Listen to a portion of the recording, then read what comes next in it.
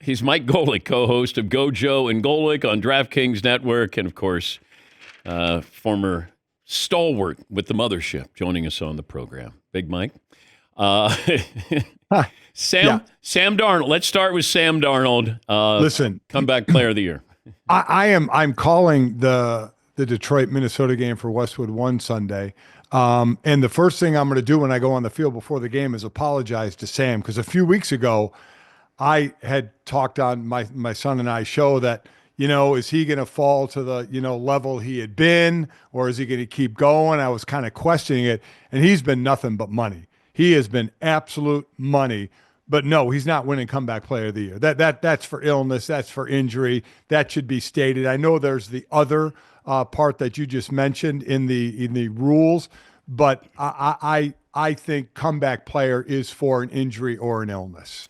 What do you do if you're the Vikings? I don't know if you bring this up during the broadcast, but are they in a good situation because you have this decision that you might have to make with Darnold and J.J. McCarthy? Oh yeah, it's a great situation. I mean, listen, we've seen Green Bay do it twice, where they drafted a guy high and he sat for 3 or so years, and in Aaron Rodgers and Jordan Love.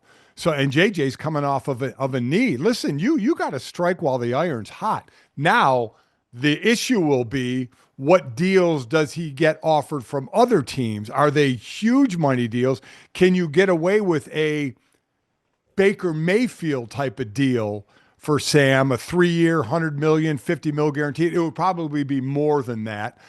Instead of a $50 million year, which I'm not sure someone will give, but they might get close to that, thinking that this guy has kind of recaptured that first round thought. But if I'm Minnesota, I definitely try and hang on to him, and I run it to its course. I mean, if JJ sits, he sits. I mean, you have a proven guy, a guy who's proving it on the field, as opposed to an unproven rookie who's coming off of a knee. Yeah, I would probably franchise him, and I agree with you. We brought this up years ago that their agents had to come up with a middle ground here. It was not, we got to get $60 million or $55 million. Like, you had to be smart, and Baker Mayfield's agent was smart. Yes. You're getting paid, you're playing well, you're going to be in the playoffs, he'll get commercial endorsement. I just don't want Sam to price himself out of a great situation that he has with the Vikings. I think what Sam, and it seems Sam's a smart person, he also realizes what he has with Minnesota. And if you get offered, now again, there's a lot of money and a little money depending on your preference of what you get offered. But what he has with Kevin O'Connell, make no mistake about it, Kevin O'Connell calling plays and the offense that he has is definitely helping to his success. While he's playing great, there are other factors involved, and Kevin O'Connell is one of them. So you have to think, do I go to take more money and go to a lesser coach and lesser offense? Yeah, and this isn't a quarterback-heavy draft as well. So, No. I mean, this is the right place at the right time, unless Sam Darnold, if they would lose Sunday night and they go on the road and they play Tampa and they bow out, or play the Rams and bow out, I wonder if that would have any impact on Sam Darnold's future. Well, I think it'll be on how Sam plays, right? Right now, the offense is humming. The defense, while the defense is fourth worst in giving up pass yards, they're fourth best in giving up points. And that's the most important thing, how many points that you give up. So I think it would depend on how he plays, even if they were to bow out early. I'm looking at the Lions, the pressure on the Lions to win, to be the number one seed, to get a bye week, and have home field advantage, and the better chance to extend your season and then get some of these injured players back. When you're doing a game, can you ask these questions of Dan Campbell or somebody with the Lions when you're doing the broadcast, where they'll give you a little more information? Sure, you can ask, but they're not really going to give, quite honestly. I mean, they're going to talk around it. And I think one of the most important players, quite honestly, I'm concerned more for the defenses, especially Detroit's defense in these games. Both these offenses are high-profile offenses. But the defenses, the injuries Detroit has had, now they have Alex Anzalone, the linebacker who broke his forearm, missed the last 6 games. He's in the 21-day window to come back, and he's practicing this week. But the thought is, Dan Campbell said it was an 8-week injury, and it'll be 7 weeks this Sunday. So do you bring him back early because they need him, especially in defensive pass coverage, they need him. But do you risk him re-injuring it and being out for the playoffs, or just trying to get the job done without him and still get the number 1 seed? But if you get the number 5 seed, at least you're still in the playoffs and he has another week to rest his forearm. Those are the kind of decisions that they have to make. He's Mike Golic, co-host of Gojo and Golic on DraftKings Network. Your Notre Dame Fighting Irish last night. Let's look at a bigger picture here with NIL, transfer portal, where Georgia wasn't Georgia like they had been before. Alabama is not Alabama. Clemson is not Clemson.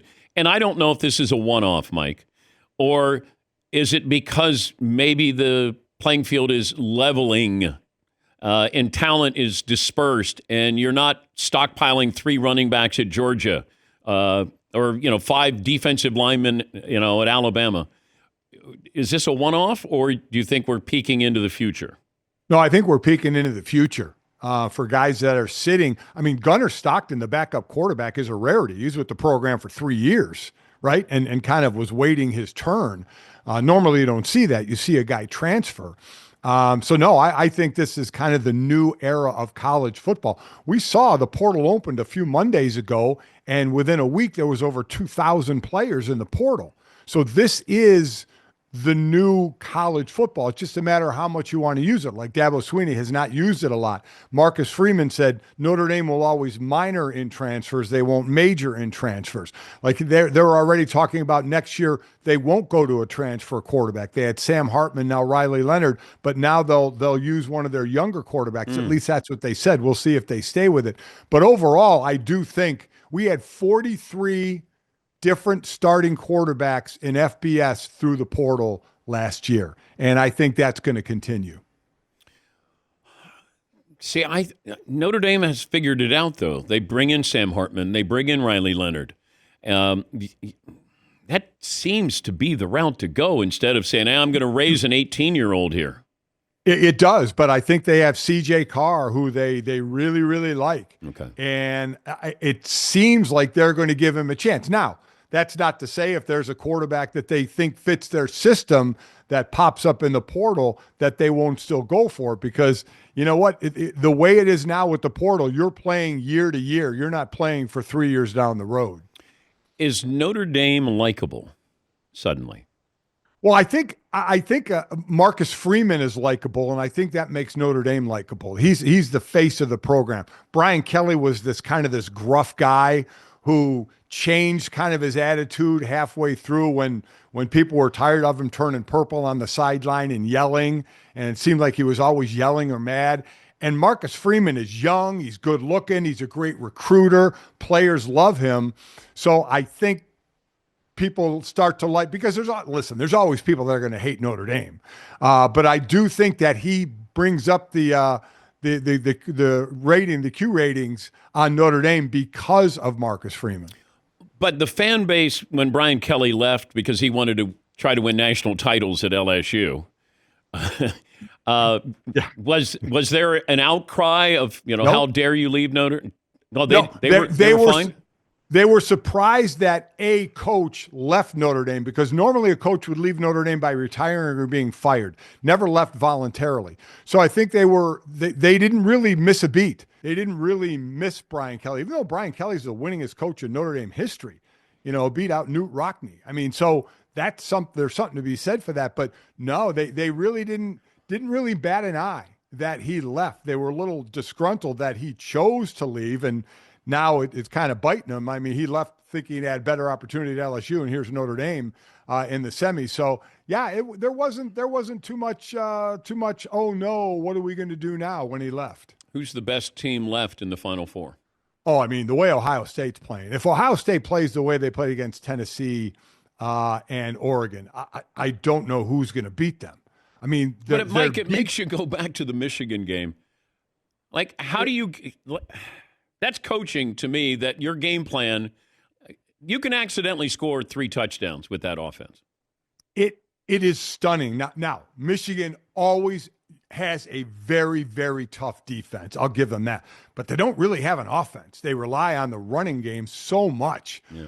That was a stunning, stunning loss and really put Ryan Day's head on the chopping block. But he is more than making up for it. I mean, they're not just winning, they're blowing teams out. They're so explosive on offense, they're so stifling on defense. So they're playing the best right now. I think it'll be Notre Dame and Ohio State in the title game, which would be interesting for Marcus Freeman since that's where he went to school. Yeah. Is Ryan Day, is he still on the hot seat if he loses this game? Man, Dan, that is a great question because it's weighed so heavily losing to Michigan. Yeah. Then it's like, okay, you lost to Michigan, but hey, we'll take a national title over losing to Michigan. But if you fall short of that, I think he's safe. I think the 2 blowout wins saved his job. If it truly was if he had lost the first game, I think there certainly would have been some cries for it. But I do think he's going to be fine. But if we didn't have this expanded playoff format, does Ryan Day, is he still coaching Ohio State? Probably not, because they don't make the Final Four, right? Yeah. And I would, if they didn't make the Final Four and lost to Michigan for a 4th straight year, I would say he'd be gone because so much is put on that. But now that it is expanded and he has a chance to make up for it, which he is in spades, I think it'll save his job. Good to chat with you again. Thank you, Mike. You got it, Dan. That's Big Mike Golic, and he's co-host of Gojo and Golic on DraftKings Network.